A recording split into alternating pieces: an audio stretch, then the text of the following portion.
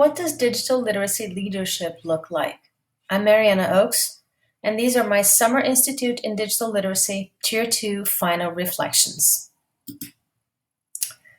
What did I know about leadership before, and how did my thoughts evolve during the week?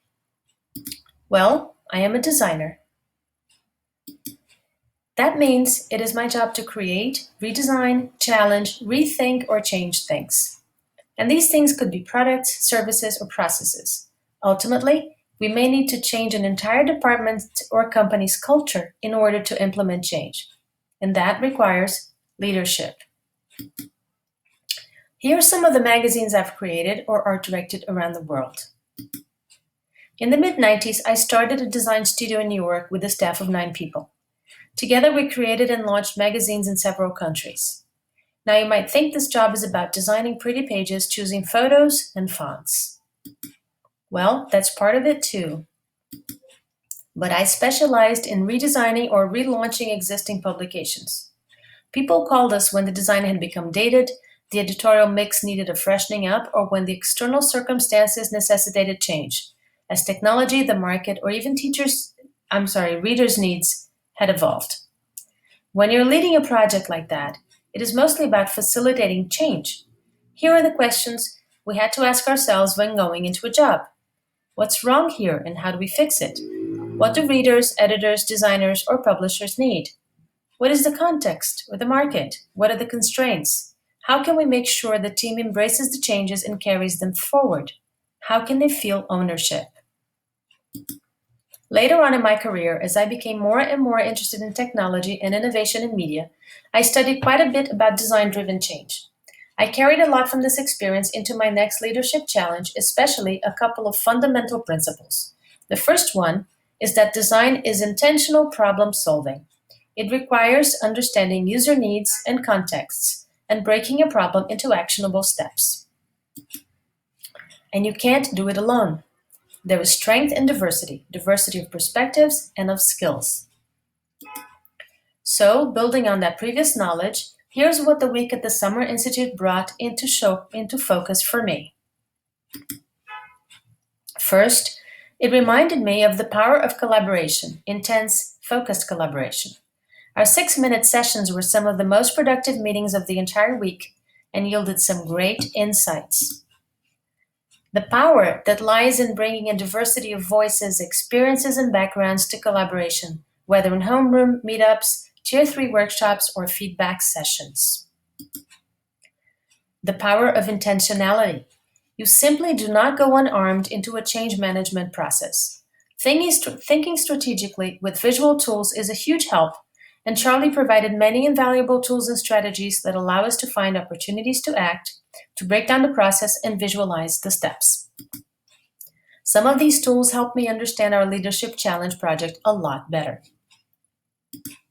Finally, the entire anytime, real-time structure of the Summer Institute demonstrated the power of flexibility and how important it is to meet people where they are. The structure allowed us to personalize our learning, allowing for a diversity of backgrounds, interests, learning styles, and family contexts. And what is that, if not inclusive leadership? Takeaways. How will my new understanding of leadership, collaboration, and creativity impact my work from now on? Here are the main points of attention I would like to focus on as I go back to my work and work on my leadership skills. Being aware of my path from expert to leader. How do I move from one-on-one coaching to a scaled-up, train-the-trainer solution? How can my skills help others advance? Then, designing for change. Digital literacy is not about teaching a tool. It's about inspiring a new vision and challenging established practices and definitions. It's about challenging age-old concepts such as the definition of literacy itself, assessments, and the very role of a teacher. For that, we will continue to create materials that inspire the whole chain of people involved, from policymakers and school leaders to families. Lastly, being aware of sustainability. If changes are to be effective and long-lasting, they cannot be top-down or one-size-fits-all. In our trainings, we are very careful to respect the diversity of technological or socioeconomic contexts. Like this teacher, for example, with no internet access doing a social media simulation on paper. And to celebrate progress, no matter how big or how small it is. This is the only way to guarantee buy-in and ultimately the relevance and longevity of the project. What are some of the main takeaways from my readings, and how do they connect to experiences at the Summer Institute and in my work? After running a design studio, my next big leadership challenge ended up being redesigning a whole school's culture. From processes to curriculum to teaching practices and even physical spaces, as we move towards digital fluency in a collaborative environment. It wasn't easy at first, and I encountered a lot of resistance. A couple of years into the project, I presented our case study at a conference and built the presentation around some of the questions I was asked by different stakeholders. I would like to revisit some of the questions today and reflect on how the process could have been improved in light of what we explored at the Summer Institute. At the time, I always started my presentations by sharing these images, which stand for a diagnosis and stating a vision. I guess you might call this a gap analysis. We did some visits, I did some presentations to the school leadership, but I am not sure our expectations of the process were aligned. Where school management envisioned an IT upgrade and the purchase of some equipment, I envisioned this: nothing short of a school-wide systemic transformation. Now remember, I was not an educator, nor had I ever worked at a school before. What I had going for me, though, was an understanding of the user-centered design process. And a big consequence of running a design studio was learning how to lead my own team and also how to facilitate change for our clients. By thinking as a designer and acting as an art director, I had, in effect, been applying Kouzes and Posner's principles of effective leadership. Who knew? So back to our school change project. Here are some of the actual questions heard from different stakeholders along the way. Principal, but we already use technology. Classrooms have TVs and teachers can project their own PowerPoint presentations. Board members, about 6 months in, I see no transformation. Teachers, you brought me here to teach me how to use Gmail? From students, email? Really? In 2016? And from parents, our kids will be allowed to use their cell phones in class? Different questions demand different answers. Now, I suppose success means different things for different stakeholders as well. For school leaders, it might mean encouraging new pedagogical practices, implementing shared repositories and better communication processes, and conducting more efficient and more collaborative staff meetings. For the board and investors, success is reaching our key objectives. It was important to establish a time frame, projecting a 3 to 4 year phased plan with clearly laid out goals for IT infrastructure, equipment availability, school management processes, staff and teacher training, and the transformation of classroom practices. Visual tools can be extremely helpful in laying out strategic plans, and some of the tools presented in the U.S. Coast Guard Performance Guide would have helped me communicate these plans a lot better. At the time, I did explore some technology integration frameworks like the SAMR model. And now, after the Summer Institute, I have a host of other interesting frameworks to explore, which my Tier 2 colleagues shared in one of our sessions. For teachers, success might mean finding the confidence to explore new tools and pedagogies and having the institutional support to do so. Though teacher buy-in was not immediate, I set to work with the ones that showed more interest and the willingness to try out new things. I embarked on a creative journey with the small but willing initial group of teachers, hoping that our successes would motivate others. We carved out some creative planning time and encouraged interdisciplinary projects and exploration. The idea was to try out some small transformations, then some bigger ones. Prototyping to learn. As stated in Brown's Design Thinking article, the goal of prototyping isn't to finish. It is to learn about the strengths and weaknesses of the idea and to identify new directions that further prototypes might take. In other words, in making, we learn. Brown article reaffirms that the key to innovation is to always keep your user in mind. In a school setting, it's clear to me that no top-down or ready-made solutions are going to work. We must understand the particular constraints, be it lack of time or technology, and address the teacher's actual context and needs. Only then will we have their engagement and enthusiasm, which hopefully will translate into a desire to improve and innovate constantly. The lessons I learned during this process amount to my own application of the Kouzes and Posner's leadership principles. So my transformation recipe is: communicate the vision and objectives, captivate with real examples, manage expectations, start with the day-to-day processes, seek meaning, be creative, do research, explore possibilities, support teachers and model new practices, communicate and celebrate every win, big and small, win over the students, involve the community.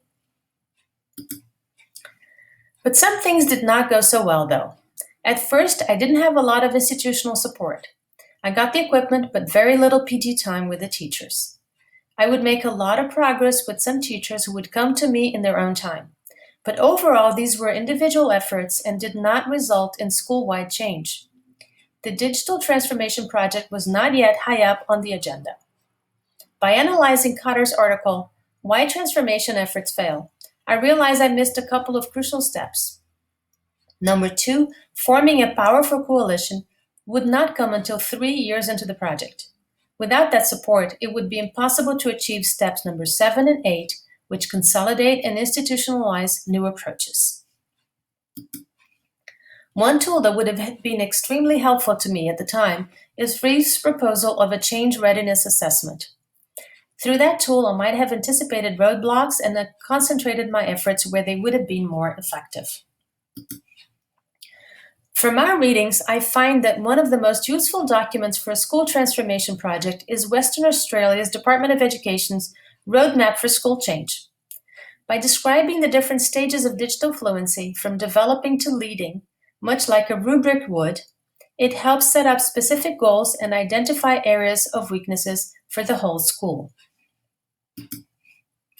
One lasting lesson for me, and one that I still apply to this day, is the value of creating communities of learning centered around a practice, as described by Brown and Adler. I brought to my job at the school the mindset I had learned by organizing or taking part in mediathons or hackathons. As the authors state, we now need a new approach to learning, one characterized by a demand-pull rather than the traditional supply-push mode of building up an inventory of knowledge in students' heads. The demand-pull approach is based in providing students with access to rich and sometimes virtual learning communities built around a practice. As we talk about preparing our students to work in a volatile environment where change is the only constant and collaboration is the main currency, I am often struck by the fact that we expect this to be done by teachers who are not themselves working this way. I find that if we want teachers to prepare students for the 21st century knowledge economy, we must allow them and encourage them to work in the very same way. I have a favorite text that very elegantly summarizes this way of working, and why not, this way of learning. It is Joy Ito's 9 Principles to Work in the New World, later expanded into the wonderful book, Whiplash. After 5 years, it was time to move on from Eliezer Max's school. From a low-tech environment, we built a culture of digital learning and collaboration. These are some pictures of the process. And this is how we learn today. Digital media, inquiry, and creativity are making their way into the school culture every day. And I'm sure they're on their way. And as I left, I was happy to realize that a space I had envisioned and fought for had become the heart of the school. The Collaboratorium, a flexible multi-use space where students and teachers are always gathering in full creative energy to plan, design, and learn together. Just like in the Summer Institute's Design Studio, a space to learn, share, create, and reflect. Now that I've had this professional development experience, how do I see my leadership role further impacting my work environment? I now go back to the school transformation wheel to try and think how I would use what I have learned about leadership. As I lead a wide-reaching media literacy project in Brazil, I realize I need to be intentional and strategic about change. Inspire, model, and empower others, and always, always design for inclusion. What else would I like to learn? How can this community continue to support each other? If I had another day at the Summer Institute in Digital Literacy, I would spend it hearing about every one of my colleagues' projects and current challenges. Learning with and from this talented group of people was a tremendous opportunity, and luckily we get to continue to inspire and support each other in the Signal community. I'd like to close with my favorite quote about culture change, taken from a book which describes how the team at Stanford's D School changed the physical environment to encourage creative collaborations. It goes, "Shaping culture is an absurd act of daring. It's like assembling a 10,000-piece puzzle on a grass field during a hurricane, and the puzzle itself is a photo of a grass field at 1:1 scale. Address this conundrum with action." And I would add, with leadership tools. A big thank you to the Tier 2020 cohort and instructors for all the shared learning, personal connections, and above all, the affection, which is the foundation of growth.